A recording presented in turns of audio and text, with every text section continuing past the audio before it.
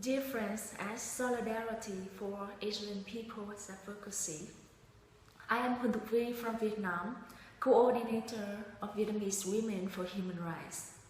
Before beginning, we would like to give many thanks to all friends, partners, and mentors who have helped our group connect with ASEAN friends so far. In 2015, we made a lot of progress, and we hope to continue that work this year. We are especially grateful to Forum Asia for welcoming us as their newest member. It is really a great honor for us to be the very first Vietnamese member of Forum Asia. And we look forward to standing in solidarity with our ASEAN friends. Today, I'm glad to have a chance to talk to you through this video. Specifically, I want to share some exciting news and to seek your support.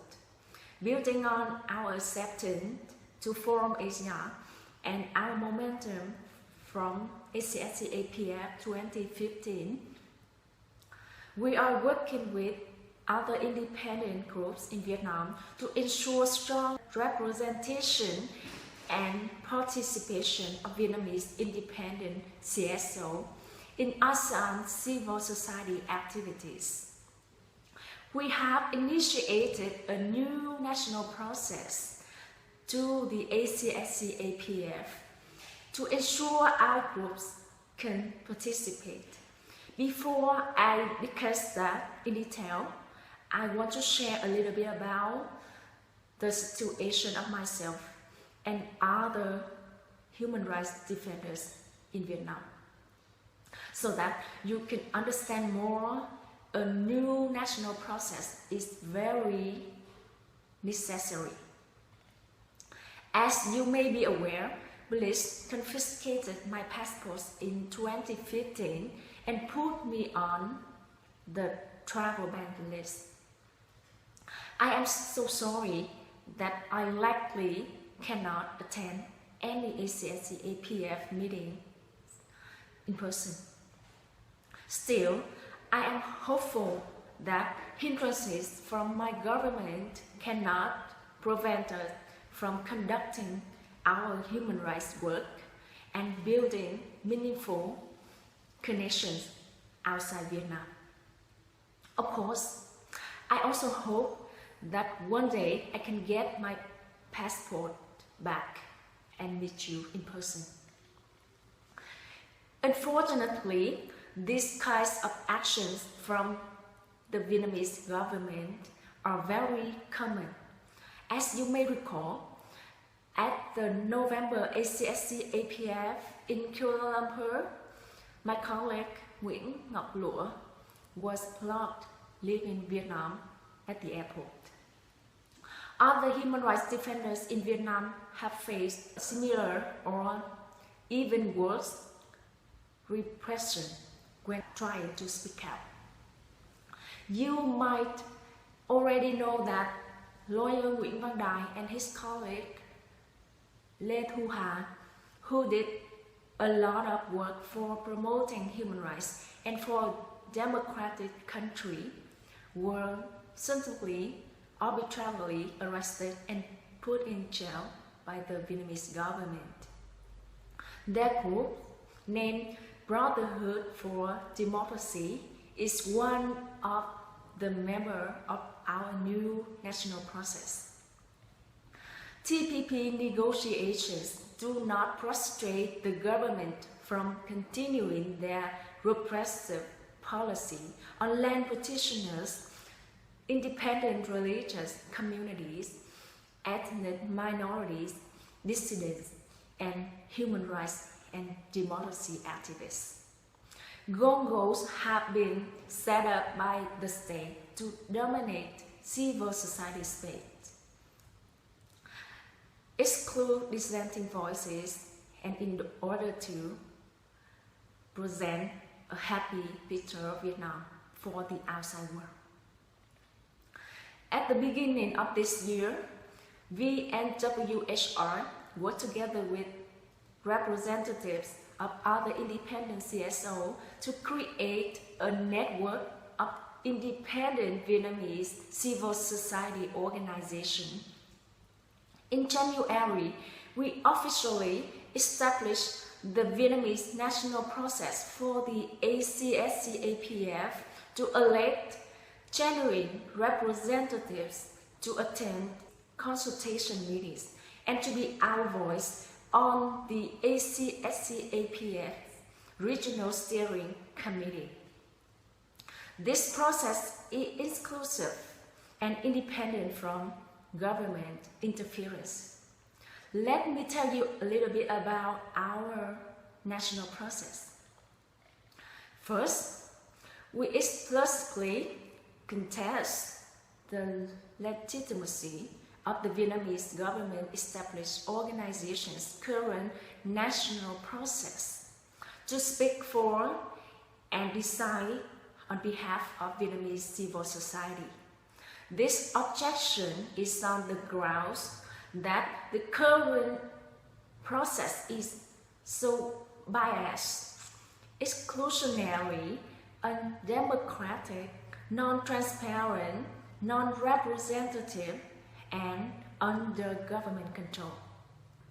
Further, it fails to comply with the ACSC-APF's guiding principles and engagement modality. We also want to emphasize that until now, only Gongos have been able to participate in ACSC-APF. Gongos are set up to serve the Communist Party interests, not the interests of the people. In some cases, like VNWHRs, we were founded because the Vietnam Women's Union did not reflect our issues and concerns.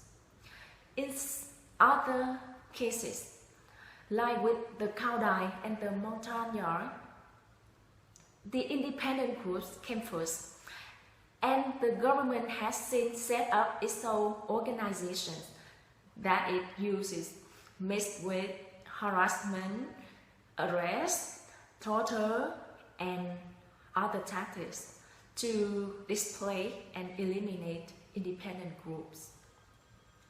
This is part of why we needed to form our own independent process. Keeping our independence is very crucial. Moreover, we feel strongly that recognizing these groups as actual CSOs and treating them as such is a very dangerous mistake to make. Our national process commits to upholding and working toward the fulfillment of universal human rights and dignity for all people. We are committed to international human rights standards for Vietnam and ASEAN, as enshrined in the Universal Declaration of Human Rights and all UN treaties. But we need solidarity from participants in ACSC-APF to achieve our goals of full participation. There are many obstacles we will encounter where we may need your support, and some where we will also need your strategies, guidance, leadership, and advice on how we can join you in East Timor. We also know that we are weaker than the Gongos in resources, language skills, and experience. Furthermore, most of us that speak English and those that have the most experience are already on the travel ban list. Others may be added, but besides security strategies, we need your patience and capacity building support to participate over the long term.